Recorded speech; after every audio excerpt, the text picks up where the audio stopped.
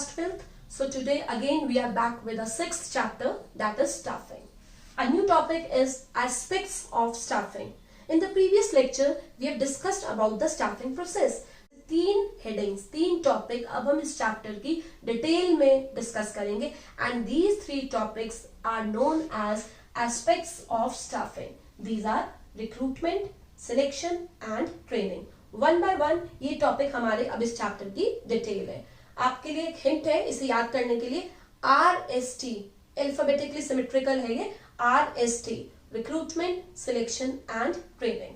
Recruitment, the very first step, very first aspect of staffing. Recruitment, staffing के process में भी हमने इसका मीनिंग डिस्कस करा था. What is recruitment? Recruitment means searching the prospective candidate. जब हमारे पास वैकेंसी आती है हम उस वैकेंसी को नोटिफाई करेंगे, उसकी एड निकालेंगे, डिफरेंट मीडियाज में अपनी वैकेंसी के बारे में बताएंगे और पूल ऑफ कैंडिडेट, बहुत सारे कैंडिडेट हमारे पास जॉब के लिए अप्लाई करेंगे. This searching procedure is called recruitment. तो recruitment means searching the candidates. अब इस रिक्रूटमेंट में हम इसको डिटेल करेंगे. There are total 2 types of recruitment. Number 1,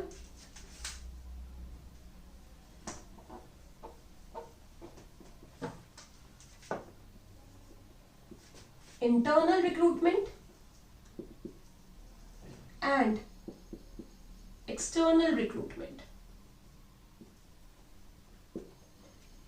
discuss करते हैं इंटरनल रिक्रूटमेंट. आपको नाम से ही बेटा इंडिकेट हो रहा है internal. Recruitment means searching the candidate. जब कंपनी अपने कैंडिडेट को सर्च करती है internally, internally means with in the organisation. मेरी कंपनी में वैकेंसी आती है और उस वैकेंसी को मैं फिल कर रही हूं by searching the candidate with in my organisation. Already जो लोग मेरी कंपनी में काम कर रहे हैं मुझे लगता है उन्हीं में से किसी के अंदर वो कैलिबर है जो मेरे अब नए काम को, जिसमें वैकेंसी आई है, वो उसको संभाल सकता है. तो मैंने उसी से वो वैकेंसी फिल कर दी. आइदर मैंने उस पर्सन को प्रमोट करा, हो सकता है, या एक डिपार्टमेंट से दूसरे डिपार्टमेंट में शिफ्ट कर दिया. दोनों ही वे में बेटा हमने अपनी वैकेंसी को बाहर से फिल नहीं करा. हमने जो वैकेंसी फिल करी है वो इंटरनली फिल करी है. That is why this is called internal recruitment when vacancies are filled with in the organisation. कैसे ये वैकेंसीज फिल होती है विद इन द ऑर्गेनाइजेशन? ये भी आगे 2 पार्ट में डिवाइडेड है, transfer and promotion. Transfer and promotion दोनों ही केसेस में ट्रांसफर मींस शिफ्टिंग. जब हम अपने कैंडिडेट को शिफ्ट कर रहे हैं, कैसे शिफ्ट कर रहे हैं बेटा? हो सकता है एक डिपार्टमेंट से दूसरे डिपार्टमेंट में शिफ्ट कर दिया, हो सकता है हमने अपनी एक ब्रांच से दूसरी ब्रांच में शिफ्ट कर दिया. हमने अपनी एक शिफ्ट में, मॉर्निंग शिफ्ट में वो एम्प्लॉय काम कर रहा था लाइक 9 to 6 PM और हमारे यहाँ इवनिंग शिफ्ट भी चलती है, तो हमने उस कैंडिडेट को मॉर्निंग शिफ्ट से इवनिंग शिफ्ट में शिफ्ट कर दिया. सभी केसेस में हमने अपने एम्प्लॉयज को ट्रांसफर करा. ट्रांसफर मींस सिर्फ आपने शिफ्ट करा. This means horizontal movement. अब वर्ड देख रहे हैं बेटा, हॉरिजॉन्टल. हॉरिजॉन्टल लाइन ऐसे होती है, मींस जो कैंडिडेट है जिसको हमने शिफ्ट करा, जिस एम्प्लॉय को हमने शिफ्ट करा, उसका लेवल वही है. चाहे हमने एक डिपार्टमेंट से दूसरे डिपार्टमेंट में शिफ्ट करा, हो सकता है वहां पे भी वो सुपरवाइजर था और दूसरे डिपार्टमेंट में भी वो सुपरविजन का ही काम कर रहा है, ही सुपरवाइजर ओनली. मॉर्निंग शिफ्ट से इवनिंग शिफ्ट में शिफ्ट करा, वर्कर है, तब भी उसकी कैटेगरी वर्कर की गई है. एक ब्रांच से दूसरी ब्रांच में शिफ्ट करा बट डेजिग्नेशन उसकी सेम है. हमने उसकी पोस्ट को अपग्रेड नहीं करा, उसकी पोजीशन का स्टेटस नहीं बढ़ाया, उसको सिर्फ शिफ्ट करा है, उसका लेवल वही है. यहाँ पर शिफ्टिंग ऑफ एम्प्लॉय, जहां पर आपकी पोजीशन, आपकी सैलरी, आपकी अथॉरिटीज, रिस्पॉन्सिबिलिटीज नहीं बढ़ती हैं, this is called transfer. It is only shifting of employ. That is why it is called horizontal movement of employ. But हमने अपने ही एम्प्लॉय को शिफ्ट करा है, तो this is the part of internal recruitment. Another type of internal recruitment is promotion. नाम से पता चल रहा है, स्टाफिंग के प्रोसेस में भी करा था. Promotion means putting people at higher position. यहां पर आपने अपने एम्प्लॉयज को हायर पोजीशन पे भेज दिया. वहां पर उनकी अथॉरिटीज, उनकी responsibilities, designation, status and even salary सब बढ़ जाता है। तो promotion means putting people at higher position, उसका स्टेटस बढ़ा दिया गया। आप लाइन देख रहे हैं, यहां पर हॉरिजॉन्टल मूवमेंट थी, लेवल एम्प्लॉय का सेम था, यहां पर एम्प्लॉय का जो डेजिग्नेशन है वो बढ़ गया है। तो this is vertical shifting of employ.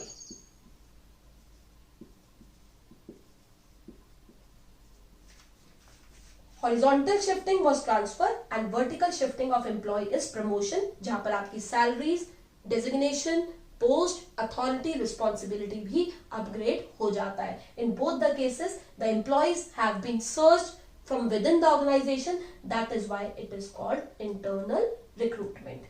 Now we will study the merits and limitations of internal recruitment.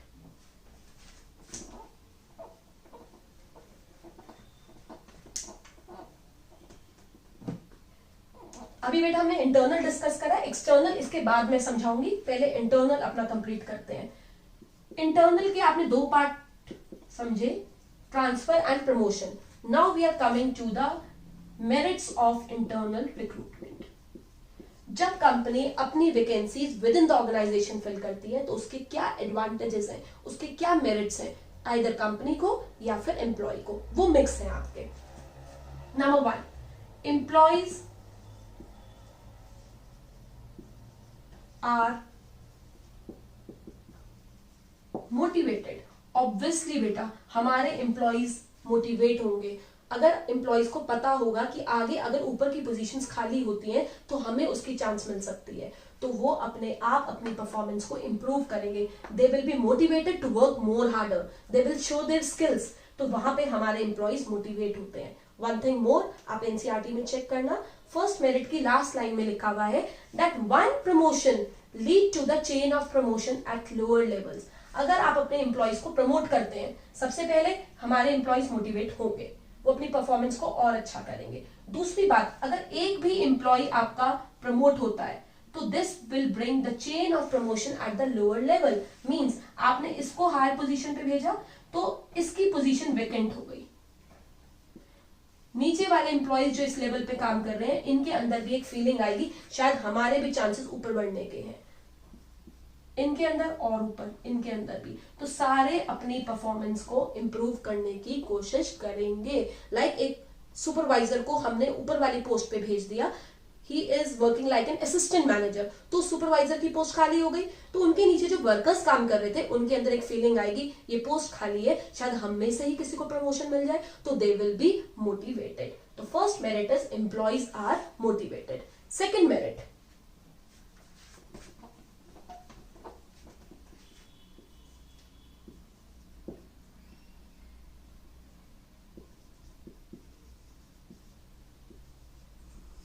reliable when the employees are already working in an organization, वो हमारे यहाँ पहले से काम कर रहे हैं तो वो एम्प्लॉयज हमारे लिए रिलायबल भी होते हैं, ट्रस्टवर्दी, हमारा ट्रस्ट उन पर बना रहता है because we know them, they are already working in an organisation.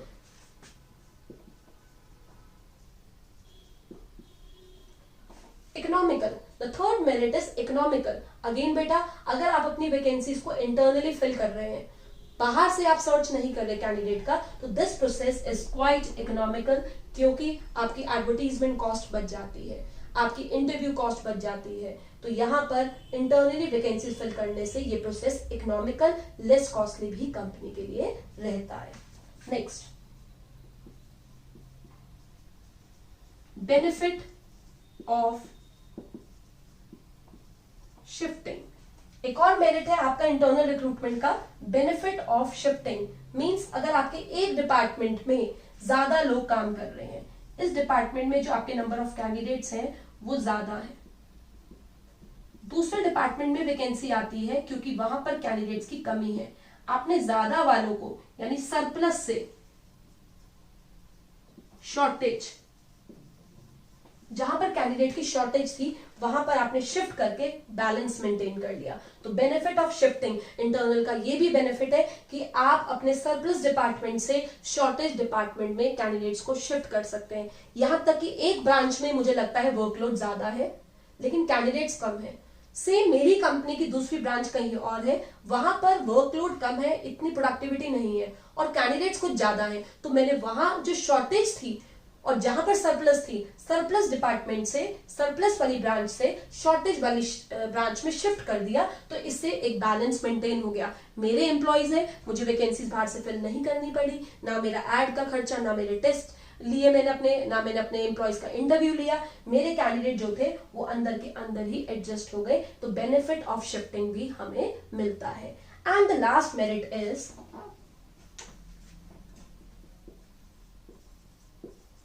No need of orientation. आपके पास ये वर्ड पहले आया था ओरिएंटेशन स्टाफिंग के प्रोसेस में, उसमें भी था बेटा कि हम एम्प्लॉयज को फेमिलियर कराते हैं, पूरी ऑर्गेनाइजेशन से सोशलाइज कराते हैं। जब आपने अपनी वैकेंसीज इंटरनली फिल कर रही हैं, तो आपको उस वैकेंसी के लिए अपने एम्प्लॉयज को ओरिएंटेशन प्रोग्राम की कोई जरूरत नहीं है, इंट्रोड्यूस नहीं कराना, because they are already working in an organisation. वो अपनी कंपनी को, वहां की वर्किंग पॉलिसीज को, अपने एम्प्लॉयज को, कलीग्स को बहुत अच्छे से जानते हैं, तो वहां पर ओरिएंटेशन ट्रेनिंग की जरूरत भी नहीं पड़ती। तो these were the merits of internal recruitment. जब कंपनी अपने ही ऑर्गेनाइजेशन से एम्प्लॉयज को एडजस्ट करती है, तो उसके क्या क्या मेरिट्स है। Now the limitations.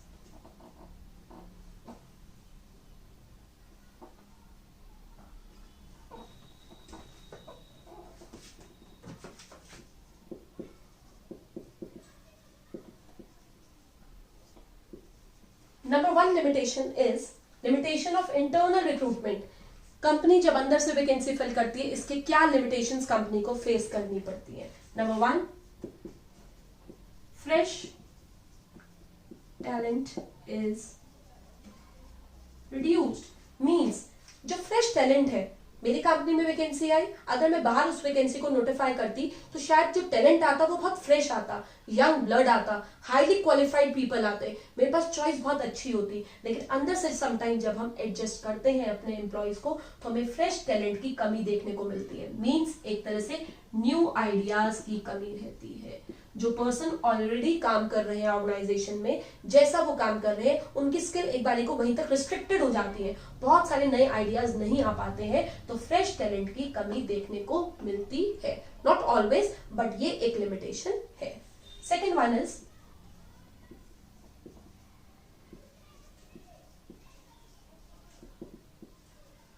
Lack of competition.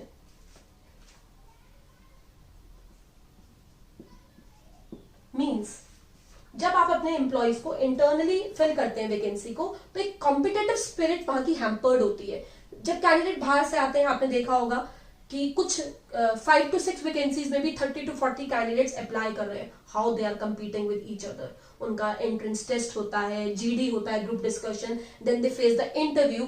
बहुत ज्यादा एक कॉम्पिटेटिव स्पिरिट रहती है, बट अंदर इस कॉम्पिटिशन स्पिरिट की हमें देखने को कमी मिलती है। कई बार हमें एम्प्लॉयज को पता भी नहीं होता कि इनमें से किसको मिलने वाला है, तो वो किसके साथ कंपीट करेंगे। तो यहाँ पर इस तरह का आपको कॉम्पिटिशन देखने को नहीं मिलता। तो नंबर वन, फ्रेश टैलेंट की कमी थी। सेकंड, कॉम्पिटिशन स्पिरिट भी आपको कम देखने को मिलती है।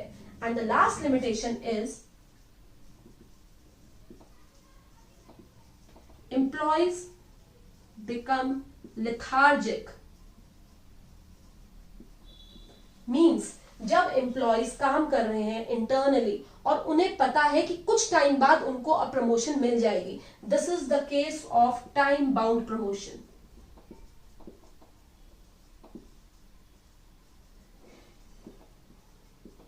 मीन्स इफ एम्प्लॉयज नो कि इस पर्टिकुलर टाइम के बाद उनको प्रमोशन मिलने वाली है, लाइक 1 महीने बाद, 2 महीने बाद, अब वो इस जॉब से हटकर आगे वाली जॉब पर जा रहे हैं, टाइम बाउंड प्रमोशन उनको इतने टाइम के बाद मिलने वाली है, तो कई बार, नॉट ऑलवेज अगेन, बट कई बार ये देखने को मिलता है employees become lethargic. Here lethargic means lazy, careless. Means वो अपने काम को इतना रिस्पॉन्सिबल तरीके से नहीं पूरा करते जो उनका रह जाता है, बिकॉज दे नो अब ये पोस्ट तो कोई और संभालेगा, हमारा तो प्रमोशन हो रहा है, तो वो अपने काम में कई बार लेथार्जिक भी हो जाते हैं। तो here beta we have completed the internal recruitment topic with the types, transfer and promotion and merits and limitations. Now we will move to the external recruitment.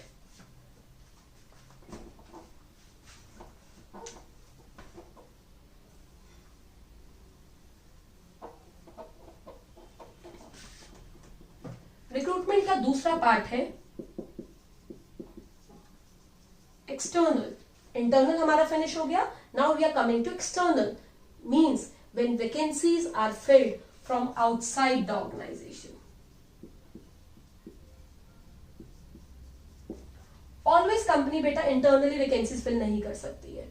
कई बार वो कैंडिडेट जो हमें चाहिए इतना कैपेबल नहीं है अंदर जिसको वो वाला काम आता हो, because the thing is entire new. ऐसा कोई उस प्रोफेशनल क्वालिफिकेशन का पर्सन ऑलरेडी एग्जिस्ट नहीं कर रहा, या फिर ऑलरेडी जो काम कर रहे हैं उनके पास इतना वर्कलोड है कि वो और काम नहीं देख सकते. तो हमें वैकेंसीज को बाहर नोटिफाई करना पड़ता है, बाहर से कैंडिडेट्स काम के लिए लाने पड़ते हैं. तो filling the vacancies from outside the organisation is called external recruitment. जैसे कि आपने इंटरनल में टाइप्स करे थे ट्रांसफर एंड प्रमोशन, एक्सटर्नल के भी टाइप्स हैं, बट वो मैं आपको नेक्स्ट लेक्चर में समझाऊंगी.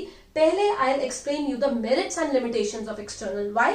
बिकॉज अभी हमने अपने इंटरनल के मेरिट्स लिमिटेशंस फिनिश करे हैं. जस्ट उसी से मैच करेंगे. जो इंटरनल के मेरिट्स है आप देखेंगे वो एक्सटर्नल की लिमिटेशंस बन जाएंगी, और जो इंटरनल की लिमिटेशंस है वो एक्सटर्नल के मेरिट्स बन जाएंगे. तो एक कंपैरिजन भी हो जाएगा और आपको याद करने में इजीनेस भी आ जाएगी. तो एक्सटर्नल में जब वैकेंसीज बाहर से फिल होती हैं तो इसके क्या मेरिट्स हैं.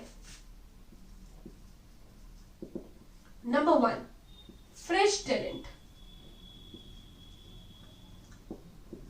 आपने वहां पर देखा था फ्रेश टैलेंट की कमी रहती है, but vacancies are filled from outside the organisation. तो हमारे पास फ्रेश टैलेंट आता है, well trained, well qualified person आते हैं, न्यू आइडियाज के साथ आते हैं. आपके पास चॉइस है, इतने कैंडिडेट आ रहे हैं, आप उनमें से वो लीजिए जिनको आपको लगता है उनके अंदर एक फ्रेश टैलेंट है, अच्छे आइडियाज है, वो वेल क्वालिफाइड है, वेल ट्रेन्ड है. तो ये चीज आपको यहाँ पर मिलती है जो कि इंटरनल की लिमिटेशन थी. यहां पर वो मेरिट बन जाता है कि एक्सटर्नल में फ्रेश टैलेंट आता है.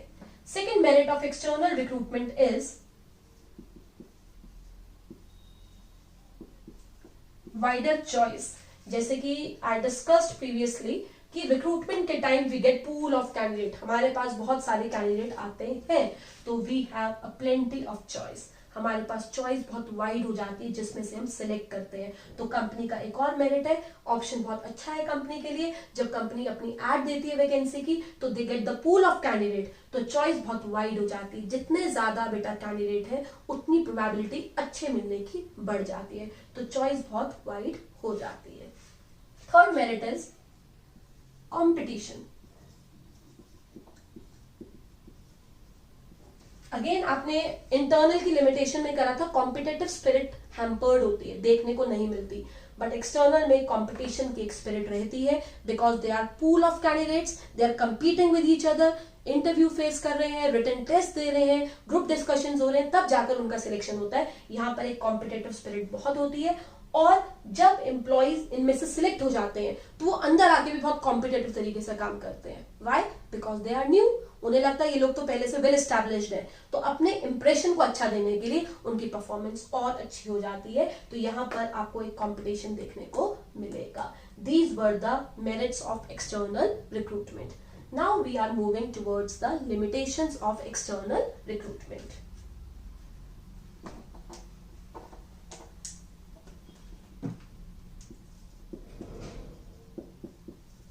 Limitations. The first limitation of external, when company is filling the vacancies from outside the organization, इसकी पहली limitation जो देखने को मिलती है वो है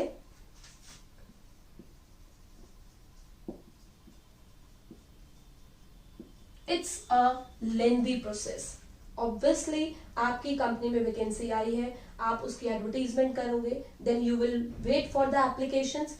पूल ऑफ एप्लीकेशंस आएंगी, उनमें से आप स्क्रीनिंग करोगे, उनके टेस्ट लोगे, इंटरव्यू लोगे, तब जाकर कहीं एम्प्लॉय हमारा सिलेक्ट होता है. तो it is quite lengthy procedure. In the same way the another limitation is costly. External recruitment is always costlier. How? Advertisement cost, interview cost, training cost, ये सब खर्चे हमारे एक्सटर्नल रिक्रूटमेंट में ज्यादा होते हैं एज कंपेयर टू इंटरनल. तो ये कॉस्टली भी है. And the last limitation is dissatisfaction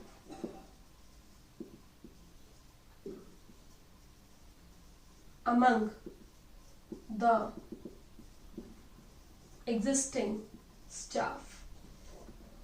जब एम्प्लॉइज ऑलरेडी काम कर रहे हैं, हो सकता है उनमें से किसी को लगता हो कि उनको प्रमोशन मिलने वाली है या वो प्रमोशन के लिए कैपेबल है, बट ऐसे में कंपनी वैकेंसी को फिल करती है बाहर से, तो वहां पर जो हमारे एग्जिस्टिंग एम्प्लॉइज है, एग्जिस्टिंग स्टाफ है, एग्जिस्टिंग हमारा ह्यूमन रिसोर्स है, वो कई बार डिससैटिस्फाइड हो जाता है क्योंकि उनके चांसेस प्रमोशन के खत्म हो गए, एज दे वर एक्सपेक्टिंग वैसा उनके साथ नहीं हुआ, तो they become dissatisfied. So these were the limitations of external recruitment. Hope you have understood. Thank you.